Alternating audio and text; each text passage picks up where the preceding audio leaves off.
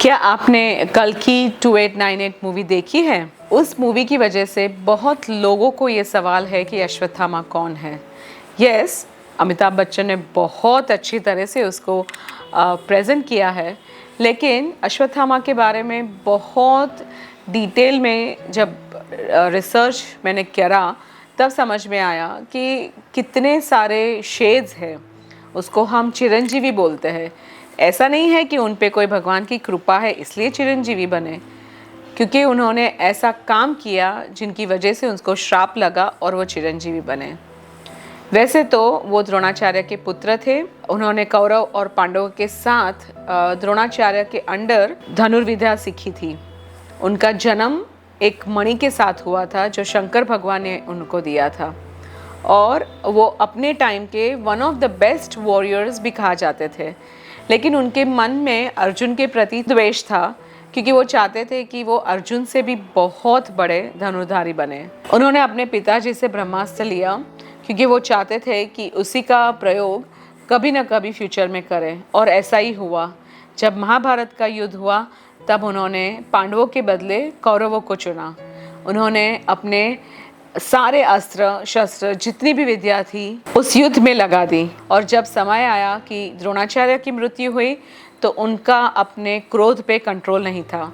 उन्होंने जाके रात के समय पे पांडवों की छावनी में जाके 5 लोगों की हत्या की, ये सोचकर कि ये 5 पांडवों हैं। लेकिन वो 5 पांडवों के एक एक पुत्र थे। आप समझ सकते हैं कि कृष्ण भगवान को कितना गुस्सा आया होगा, क्योंकि धर्म युद्ध था। ये महाभारत के युद्ध के जितने भी रूल्स थे वो भगवान ने सेट किए थे, और वो ये नहीं चाहते थे कि कोई भी इस रूल्स का अवहेलना करे, लेकिन अश्वत्थामा ने किया।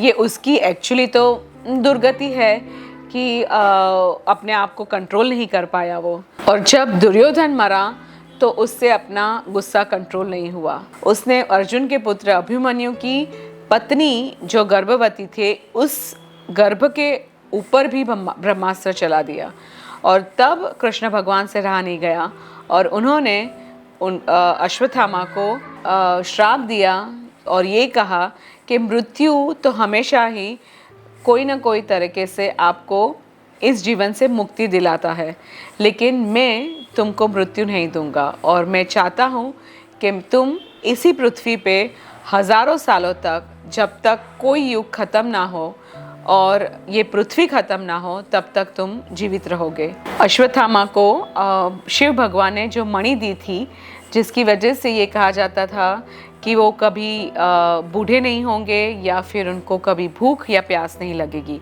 और उसी की वजह से उनकी जो फिज़िकल स्ट्रेंथ थी वो बाकी लोगों से बहुत ज़्यादा थी। कृष्ण भगवान इतने क्रोधित हुए कि उन्होंने वो मणि भी ले ली।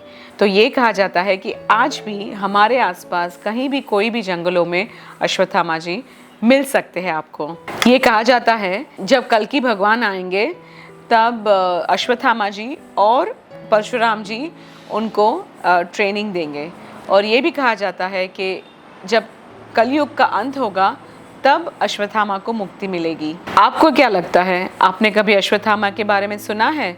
तो हमें प्लीज़ कमेंट सेक्शन में लिख के बताएं, और बताएं कि आपको ये वीडियो कैसा लगा।